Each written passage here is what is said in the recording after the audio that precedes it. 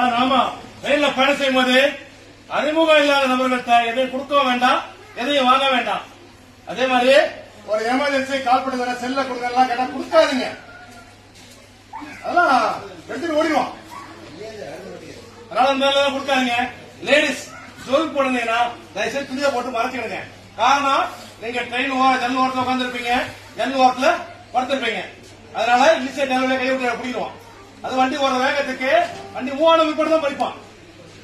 ஏன்னா அப்பதான் நீங்க இறங்கி வர முடியாது. அதே மாதிரி ட்ரெயின்ல அறிமுகம் இல்லாத நபர்கள்ட்ட டீ, காபி, கூல்ட்ரிங்க், தண்ணி, பிஸ்கட் இல்ல எனி தின்பண்டங்கள் எது கொடுத்தாலும் வாங்கி சாப்பிடுங்க. எல்லாம் ஆபத்தானது. அதே மாதிரி லேப்டாப், இது வந்து 100% உண்மை. ரயில்வே ஸ்டேஷன்ல லேப்டாப் யூஸ் பண்ணீங்கன்னா தயவு செய்து மேல மாட்டி வைக்காதீங்க. ஏன்னா உங்களை வாட்ச் பண்ணுவோம். நான் நிறைய விஷயங்கள் நிறைய பார்த்திருக்கேன் அந்த மாதிரி. அதுக்காக சொல்றேன், லேப்டாப் ரயில்வே ஸ்டேஷன் யூஸ் பண்ணிட்டீங்கன்னா கையில வச்சுங்க, மடியில வச்சுங்க, தலையில வச்சுங்க. தயவு செய்து மாட்டி வைக்காதீங்க, அடிச்சுவோம்.